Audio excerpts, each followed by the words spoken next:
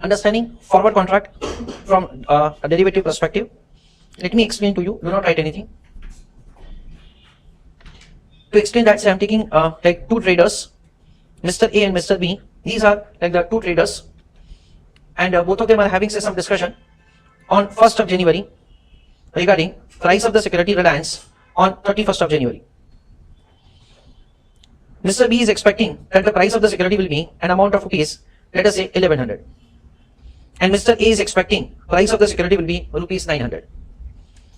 Mr. A has his own reasons that say why the price will be rupees 900, and B has once again his own reasons that say why price will be rupees 1100. After some like the discussions, Mr. A offers to Mr. B that let us enter into a contract in which you purchase security from me at the rate of rupees 1000 on 31st of January. Listen carefully. Let's say after some discussion, Mr. A is offering to Mr. B that let us enter into a contract in which you purchase security from me at the rate of rupees 1000. In short, that's I will sell security to you at the rate of rupees 1000. That is what's a kind of offer that Mr. A gives to Mr. B. Mr. B agrees for this. Now my question to all of you is this. Listen to me a question. Suppose on 31st of January, price of security is 600, 1100, 2000. What will be profit or loss to Mr. B for each price? That is my question. I request you to give answer in the chat box. So let us have understanding that's over here.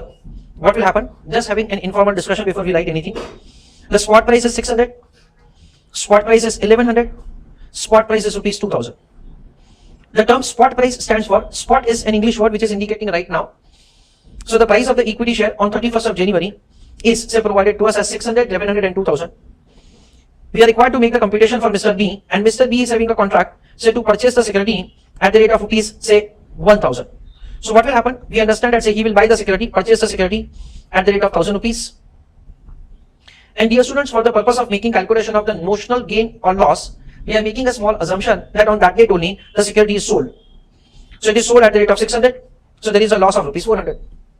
It is sold at 1100, so there is a profit of rupees 100. It is sold at rupees 2000, so there is a profit of 1000. This is a way Mr. B will have the profit or loss say for each of the spot price. Now if at all we are required to make the computation from Mr. A, then in that case we understand that the situation will be exactly different. That is the reverse. Spot price is 600, spot price is 1100 and spot price is 2000. Mr. A is having a contract in which say he is supposed to sell the security at the rate of 1000. So again sale price, purchase price and profit or loss. Again like we are just making an assumption that from 1st of January to 31st of January, Mr. A is not entering into the transaction to buy the security. We are assuming that say on the last day only, let us assume that say he is purchasing the security at which price? At the rate of rupees 600 to be sold at 1000. At 1100 it will be purchased and at 1000 it will be sold. Purchasing at 2000 and selling again at 1000.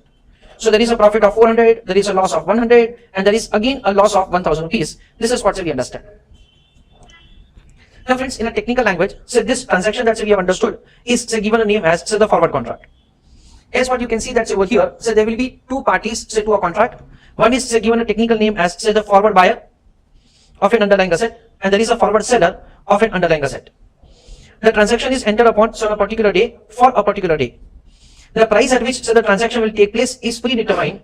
That is, it is determined on the day on which the transaction is entered upon. That is 1st of January in this example. The underlying asset is over here, so the security of the Reliance company. So over here we understand that say the transaction is entered upon for an underlying asset. It may be gold, it may be copper, say it may be any other thing also for which say you can enter upon the forward contract. We understand that say when the forward contract is entered upon for the purpose of speculation, then in that case the forward seller is expecting the price to fall down. When it is entered upon for the purpose of speculation, then basically the forward seller is expecting say that the price of the security, that is underlying asset, will fall down. You can see that say when the price is falling down to rupees 600, then in that case, Mr. A is able to make a profit of rupees 400.